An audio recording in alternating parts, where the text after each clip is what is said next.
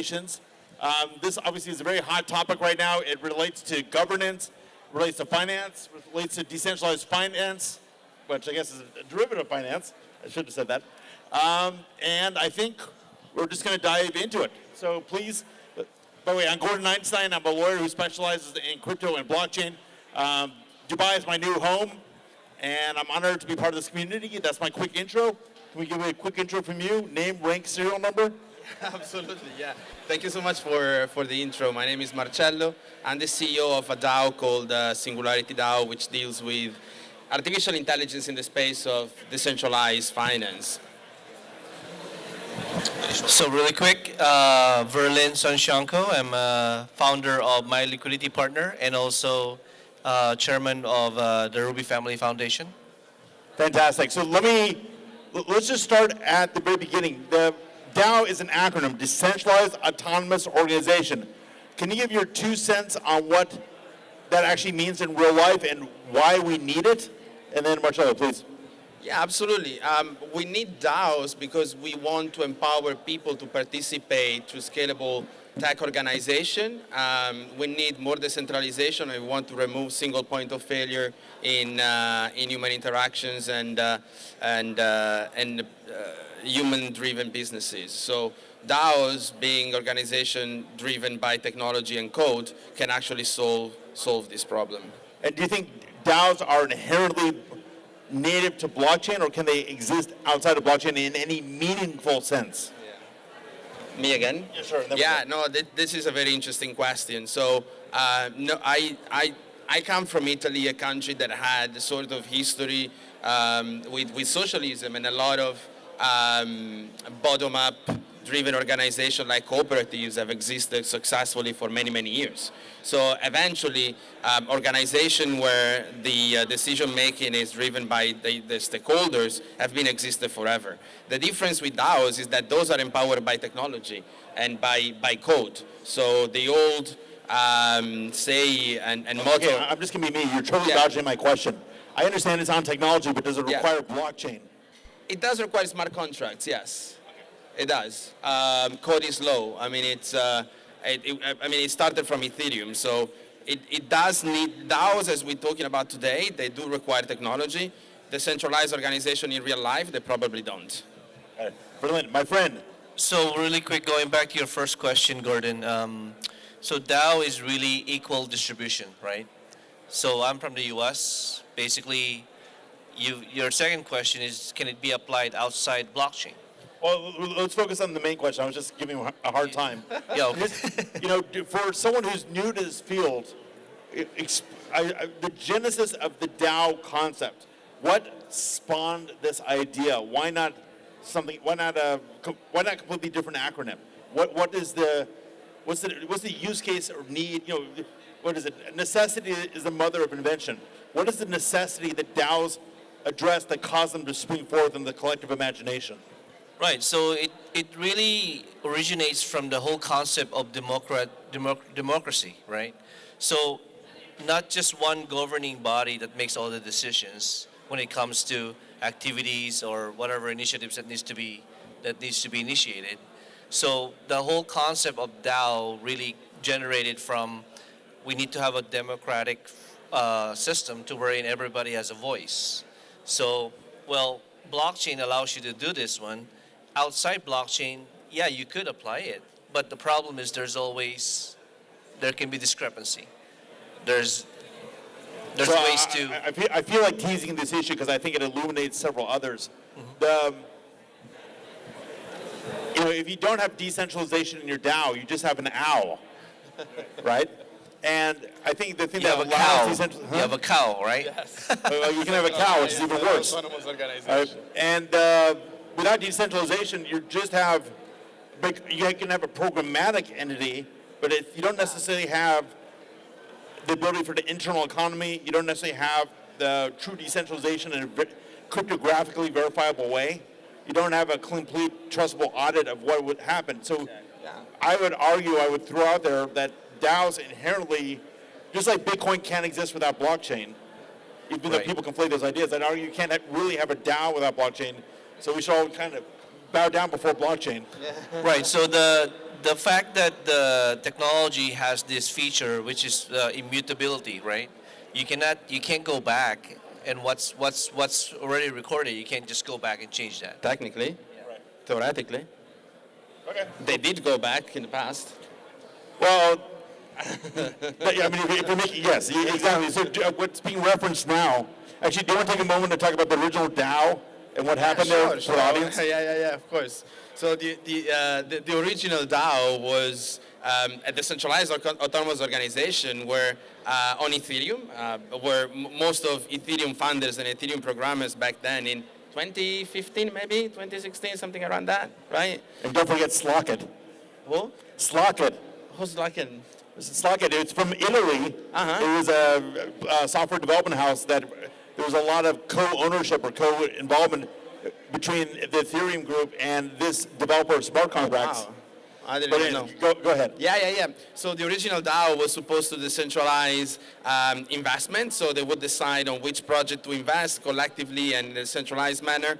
Unfortunately, the original DAO was hacked. I think they raised they raised 200 million at the beginning and they got hacked. So the funds got stolen. And then the DAO, where Vitalik Buterin, the founder of Ethereum, was actually involved, had to make a decision whether to revert back that hack and get the money back to the DAO or stay true to the original say of Ethereum that code is low. So you lost your money, deal with it. So they actually voted for it. The majority decided to revert back the blockchain. So the whole concept of immutability then got screwed. And others decided to stay true to the original mission on Ethereum, and they funded Ethereum Classic. And somebody said there was some pressure on Vitalik to actually influence the decision, pressure coming from Microsoft. But anyway, this is the story. So there has been an episode in which the blockchain has been reverted back. Right. So, the concept of immutability is a bit mutable Yeah. under the right circumstances. Exactly. With enough community Compromises. pressure. Say again? It still goes back to compromising it. Basically the decision maker and the community has the vote if it's going to be immutability or basically they have to revert back. So that's. Well, I thought what was interesting there is it's one thing to change the rules by vote going forward. It's another thing to reach back in time and undo a transaction on something where your fundamental business proposition is not being able to do that. And so I would argue that it's not Ethereum Classic that got founded. Ethereum Classic is Ethereum. There was a fork of Ethereum, so we have new Ethereum, which is what the majority of us use now. Yeah. But it's an interesting tangent. Let me kind of move on. So for the audience, if I want to launch a DAO, DAO launching for dummies, okay? Or I always like to say, explain it to me like I'm 5 years old.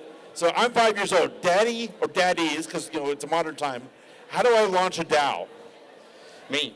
Okay, how do you launch a DAO? So there are projects that actually offer frameworks and smart contract frameworks upon which you can build a DAO. I'm thinking about Aragorn. They offer a bunch of smart contracts that anybody can actually use to start a decentralized autonomous organization.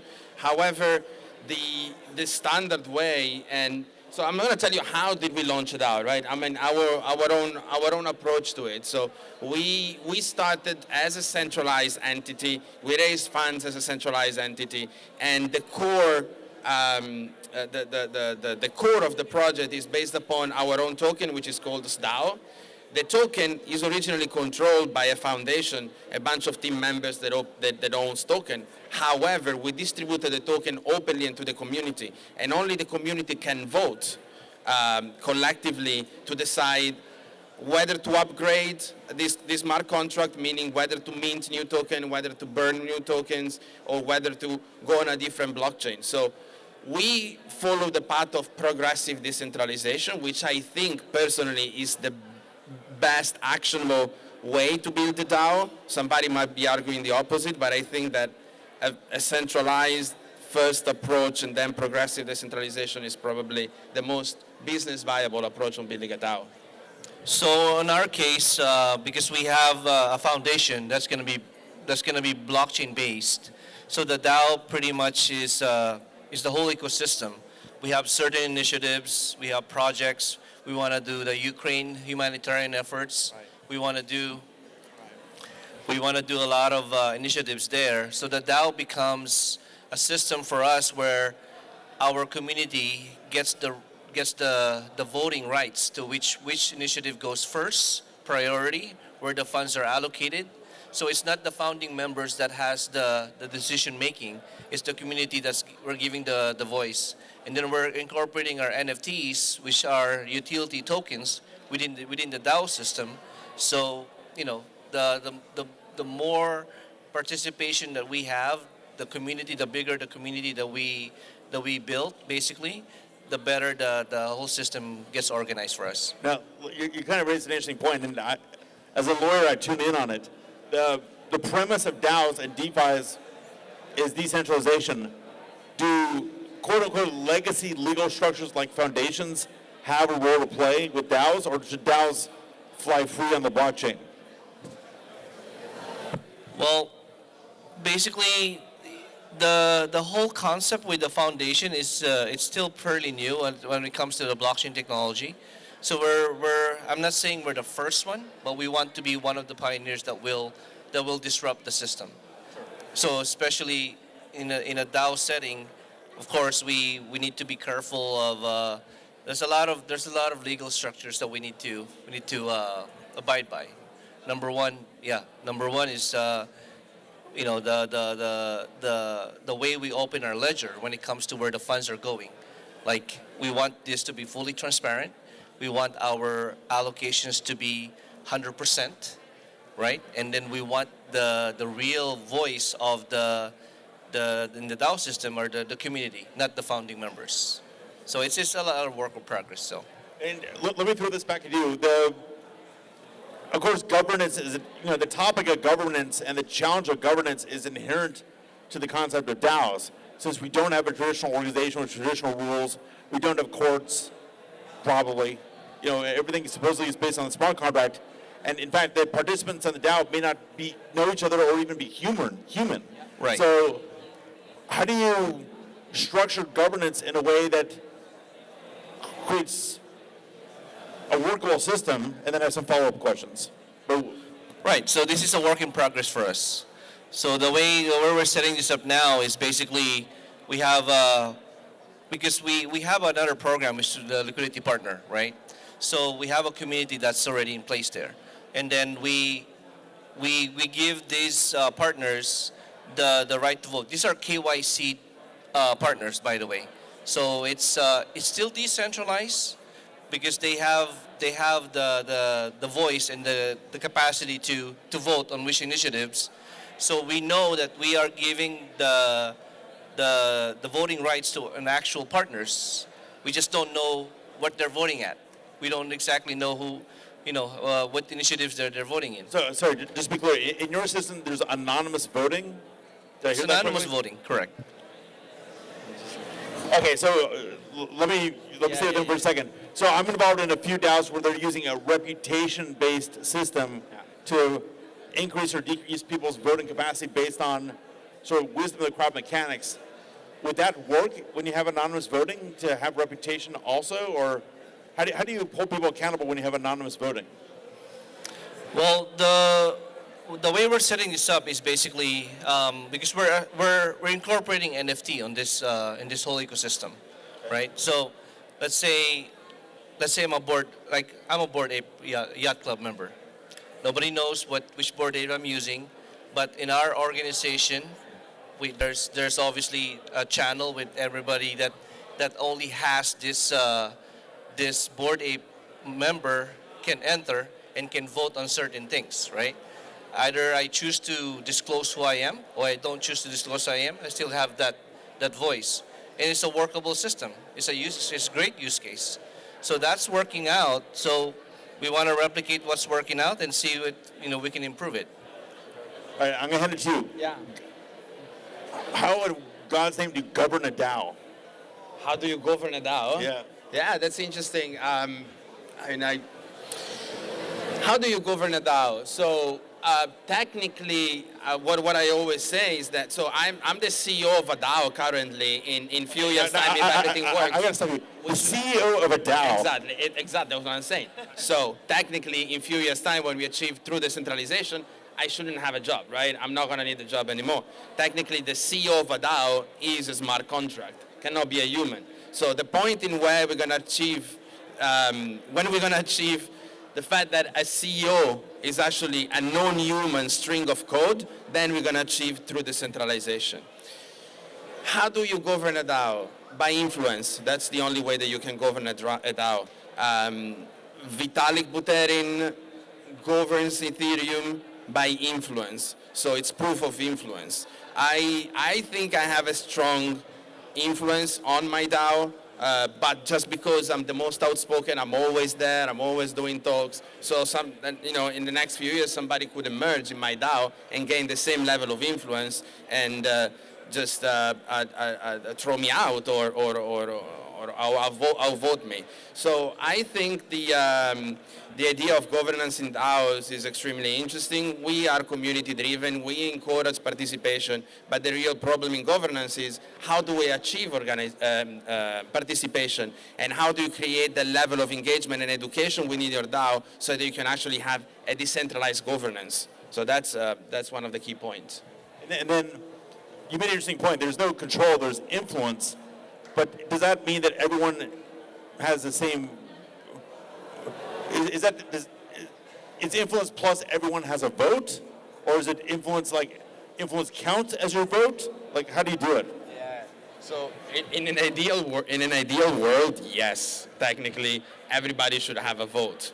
In reality, I hold the majority of the tokens, right?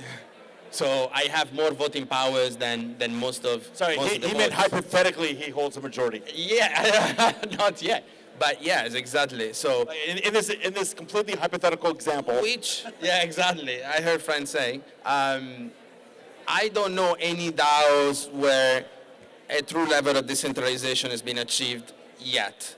I think there's none yet, right? Yeah. It's the founding members, yeah. I'm going to be a little bit difficult. So I'm involved with the developers of the DAO, the DevX DAO. Right. It has a voting model, and that's the DAO that got the largest grant of the Casper tokens. Mm-hmm. It's wrapped in a Swiss association, which is a structure I and a Swiss attorney worked out. And the governance method of the DAO is something called MVPR, which is developed by Professor Wolf Kahl.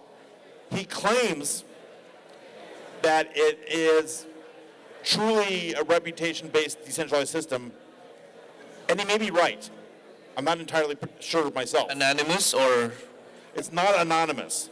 It's we all get on calls, we all vote, we all have reputation, we all influence each other, but at the end of the day, we can vote as we see fit. There is not one person, one vote.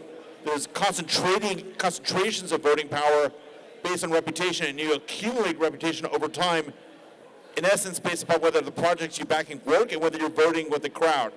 So I'm not quite sure I'm comfortable with how those incentives work, but there's a kind of interesting mathematical argument that this really is decentralized. Mm-hmm. Now, I know you haven't had a chance to really look at it yet, but I wonder is it really true? I mean, is it really true that we don't have actual DAOs, or maybe that's a little bit too pessimistic, or back up your point and say why you think that is? Because most of the DAO projects now is the founding members are still heavily involved. Like, you're the CEO, I'm the chairman of this. So basically, a really fully implemented DAO would have to have all the founding members really giving up those rights to the community, and that would be, one of these days probably that will happen.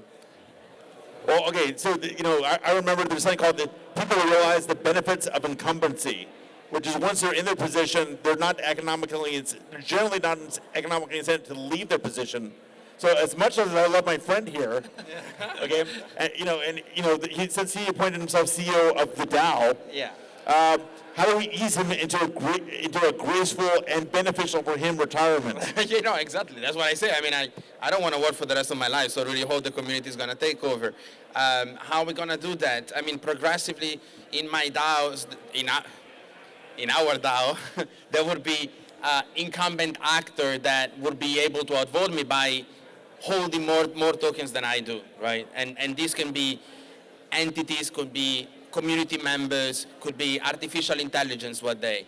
What I dream for the DAO that I operate in is to have AIs one day take the decision-making roles. AI that we can influence by voting, by delegating votes, and AI that can operate on real data collection and make wise decisions. So perhaps, that's a governance model that in a few years' time is going to take off. AI DAOs. All right, so let me throw this. I'm going to throw this to the audience and also to you. We're seeing a lot of DeFi, of decentralized finance, purport to be governed by DAOs and not by any this or that real company. That's obviously a desirable thing, because if you're running a financial product or security, you don't want to be the issuer of that security without having registered it. You want to be able to sort of disclaim responsibility for the thing you've created and set it free on the blockchain. So it's a nice conceptual model to have your DeFi platform run by a DAO, because if no one's in charge or it's anonymous, maybe you don't have an issuer. Maybe you don't have a company issuing securities. Maybe this is a way to port finance and securities onto the blockchain and kind of get around, maybe what might be legacy or inappropriate securities laws. But an inherent to the idea of a securities idea of a common enterprise, a centralized company doing something or a group of people doing something. Of course, with DAOs, you have decentralized, so I don't know if you have a common enterprise. This may be a way of getting around the rules. But it's a little bit disturbing to hear that there's no such thing as a truly decentralized DAO. There's only really owls or cows, and we're standing up these DeFi platforms and acting like the rules don't apply. Right. So, I mean, do I need to wake up and scratch my eyes and go, oh my gosh, it's none of it's really yet, or can you offer me a ray of hope? I think it's a work in progress, basically. So as far as the way we're doing it on our platform is, of course, the founding members still has involvement. That's basically because we are allocating the funds. The funds are not coming from any of the external, external donations. As a foundation, the way we use the DAO and we think it's fair is. We set up a system to wherein it's not the founding members. Actually, the founding members are quiet down. We give the voice to the community. And we do have a KYC process, but there's also the anonymous voting, which is a little bit in the gray, because now you're like, I'm sure that's one of the founding members are the anonymous, but it's more reputation, exactly what you said. It's influence, reputation. These are elements that has to come into play. Yeah, but then the most reputable member of the DAO is also the one who's going to be legally liable for the DAO. What if the DAO engage in any legal activity? Who's liable? Right. So basically, the entity is. I love that question. I'm glad I didn't have to ask it. Yeah. So the entity is an entity that has to work around the legal structure still. So whatever the the community does vote on it, of course the entity has to check with its attorney, like, can we legally do this? Are we gonna get in trouble if we execute this one? But because of the foundation element, there's a little bit more, there's a little bit more movement. There are free movements for that institution. So I'm running into this issue myself. Everyone says, talk to your lawyer, but how does a DAO talk to a lawyer? A DAO doesn't have legal existence. A DAO is a bunch of smart contracts on the blockchain. Do you appoint an ambassador to talk to the computer, on your behalf? Like, what do you do exactly? And so we're caught in this world where, and there's kind of this illusion in Wyoming that DAO is legally recognized. Give me a break. Okay, that's an LLC with a new acronym. I like Wyoming. It's very trendy. Are you in Wyoming? I'm sorry. No. Okay. Delaware. No, but no. Yeah, Delaware's great. They solved it. Go on. But Gordon, this is the thing, though. Even though you say DAO, it's just in the ether, right? But it still interacts with the real world, and the real world has laws and regulations. So either you're executing a financial decision, you're executing whatever decision you're doing in the real world, you have to abide by these legal structures. whether you like it or not. All right, so I'm going to be a little bit controversial. I'm breaking out of my moderator role and just being a lawyer. And also, so, look, to the extent, this is true of blockchain in general. Sometimes you have things that exist purely on chain. But the moment you call it the real world, I call it the other world. Okay, networks are viable worlds. It's some transactions, exist purely on the blockchain, settle in cryptocurrency, never touch fiat, never have an enforceable contract, but are just plain code. I'm not sure of the need for traditional legal contracts or traditional legal entities. To your point, the moment you have real world or alternative world or whatever you want to call it, physical type interactions, whether it's an oracle or payment or employment relationship or some kind of thing you're trying to enforce, then you step into the murky morass of traditional or legacy law. But I think there is I think that a purely blockchain native DAO is possible. It's just going to be limited in what it can do. But as the blockchain world expands and gains more capacity, almost there, and the more it expands with AI, and that AI can control autonomous units in real life without going through a human intermediary, I think that world is going to expand. It kind of, there's an expression of software is eating the world. Well, I think blockchain's eating software. Right. No, I agree completely, 100%. Because there's other sectors that doesn't really govern these regulations or anything that we could, like let's talk about space economy. Who's creating any regulations in the space economy? DAO can be applied in the space economy, but nobody has any regulatory framework in the space. So that might be a good application of this whole DAO system. We don't know. It's up to Elon. I love that. I love that example because I don't know if you saw what's going on in Ukraine, but Elon Musk opened up Starlink over Ukraine, and he didn't ask anyone's permission. He just did it. And someone made the comment before that if you run Starlink over a country and the regulator doesn't like it, what does the regulator do? And his answer was they can raise their fist at the sky. Yeah. Okay, well, good luck. So if you have, it's a perfect example. It's apropos of current events. If you have a jurisdiction-free physical location that a DAO is running in, but a very valuable and important location like space, it's opening up some interesting possibilities. So go ahead. No. It's a fascinating topic, and I think you guys are totally right. I mean, the issue with liabilities for DAOs. It also goes not just when you start touching physical events, but when you want to do any sort of business in real life. If I hire a service provider and we don't pay the service provider, who can he claim the credit from, right? So that poses a difficulty to interact with real life from DAOs, and I think this could be an existential threat for DAOs if you don't figure out a legal framework to operate in real life. But that's a great example. There's lots of movement towards creating dispute resolution on chain, right? Whether it's through oracles, right, AIs, reputation, or something. Is it? In law, there's the concept of ADR, alternative dispute resolution. When you step out of the courts and you do mediation, arbitration, or something like that, where it has the force of law without using the formal court system. I think there's a big movement right now of ADR on the blockchain. It seems to me that DAOs, to the extent they want to bypass traditional legal structures, must have on-chain ADR. Exactly. But maybe that bypasses the need for legacy law. Maybe. Yeah, of course. That's absolutely interesting. And I also wonder, what happens. So first of all, and sorry, I'm going to diverge a little bit. Recently, DAOs have been misused quite frequently, right? We heard it in many different cases, and they've just been used as a tool for fundraising and to get media attention. Examples are Constitution DAO, Space DAO was also one of them. So what does it happen when a group of people come together, they try to buy the Constitution, they donate money for this purpose, and this money are not returned back to them? Who has the power to influence this decision within the DAO?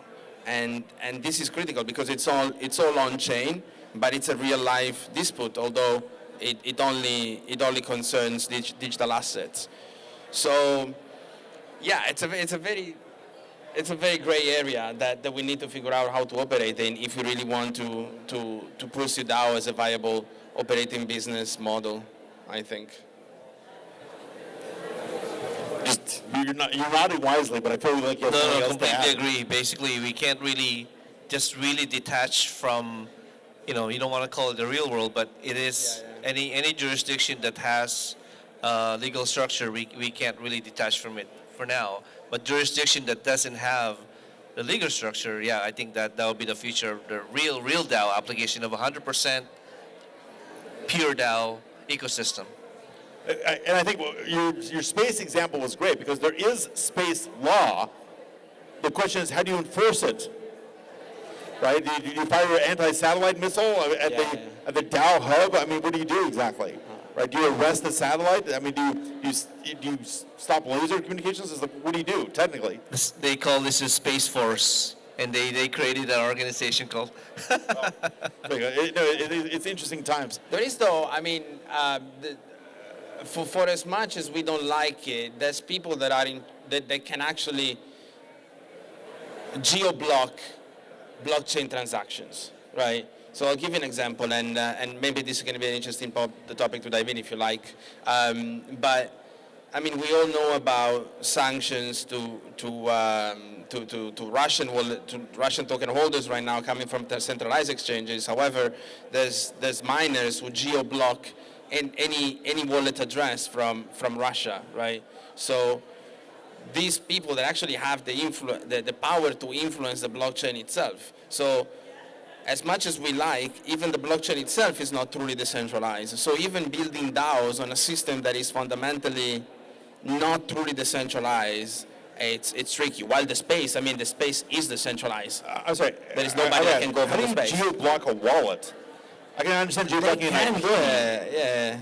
Maybe an IP, like where a location, when it picks up, right? Location, yeah. Geo-blocked. Yeah. Well, the VPN can solve that problem, I guess. Yeah. I mean, it's not difficult to get around it for sure. But that poses an interesting question to the whole world of decentralization. And if this is a technology that we are building the next future decentralized organization upon, then we need to question everything. I mean, one thing I love about this topic myself is, and part of the reason I got back into law was the political implications, the social and philosophical implications of this technology. I mean, everything on the planet has philosophical implications, political implications, but it's extremely strong with blockchain, DAOs, and crypto. It's just you can't separate certain viewpoints with it, and there's DAOs strike me, whatever side you're on of any conflict, DAOs and blockchain strike me as a free speech enabler. You know, the fact that you can't shut this stuff down easily and you can't really stop these voices. I mean, whether you're on this side or that side, I mean, I got friends on every side of every issue. So I'm always being torn and thrown around like a rag doll. But I kind of like that in the real world on railroad networks, you know, Facebook and Twitter and the rest of it, your speech is getting progressively more limited. But, DAOs, I think, are... Here's what I'm trying to say. You can't effectuate mass change unless you act in a group. It's very hard to make mass change as an individual or small group of individuals. You need people in mass, and those people need to coordinate their views and their activities. And the fact that this kind of organization is bypassing the censorship of Facebook and not just them, to me is beautiful. So I guess I think we're running up on the edge of the time, but can you give a moment to... I know where I am. I know, tempers are hot because the current events, all that stuff. But just talk about, the political or freedom or not freedom implication of DAOs. Well, just going back to our, basically, it's truly not a DAO. We're not there yet, but we are exploring. It's really just it's a journey that we're taking. But politically, yes. There's still some issues with the DAO that we're, that's out there that's not purely what we want it to be. But I think, optimistically, I think we're gonna get there. That was tepid. But I'll get more from you in private, and then I'll record the whole thing. Yeah, go ahead. My Italian brother, show some passion. Yeah, no, it's difficult to say. It's difficult to say. So do we, political implication, freedom or not freedom of DAOs? I mean, as I said, I haven't seen any real life working DAOs so far. Maybe I haven't looked hard enough, but it's still stagger me the fact that we haven't been able to beat the liquid democracy model strong enough to empower real participation from the community. However, I mean, I do love and support DAOs. I love the philosophical idea of true decentralization. Will I ever do business with a truly decentralized company? I'm not entirely sure. Do we need to progress on the DAO front? Yes, absolutely. We need to figure it out. We need more brains to think about true democracy and true democratic voting. So this is all for the benefit of human and business progression. Talking about peace and controversial global situation, did we need DAOs to raise money to support Ukraine? Did we need crypto? Do we need blockchain? Or We need a crypto for sure. We need a crypto, yes. I've done a lot there, Right. and my friends have too. Yeah, yeah. Do we need DAOs? Exactly. We are the DAO. Okay, this is Crypto beautiful. is Yes, a little bit of a technically. DAO. That is the DAO. The crypto is. Crypto. It's. I mean, We came up as a DAO. you know, support. honestly, I got so many friends involved on either side. I don't want to get. Yeah, you know, Totally into it right now. political, yeah. You know, but in terms of helping people, crypto's been great. Yeah, yeah. Helping people who need. All right, fantastic panel. Let's do a big round of applause.